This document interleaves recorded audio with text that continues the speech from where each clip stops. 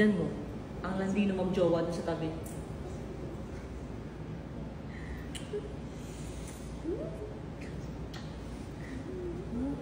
Sobrang landi, di ba? Hindi nabantayan ng magulang. Ganun siya eh. Tsaka yung mga ganyan, hindi ba kakagraduate ng high school yan, buntis na yan. Ganyan. Tapos hindi ba panindigan. Kasi magda-drop out nila. At saka yung lalaki, anong gagawin niya? Wala na siyang trabaho. Tingnan mo, ang landi pa rin, hindi sila huminto ng landian. Bawal nga yung ganyan, yung mga kulay-kulay ng buhok. Hindi talaga sila humihinto. Hindi ko alam kung bakit hindi nag-guidance sa buhok niya. Feeling ko nagdodonate yung nanay niya ng electric.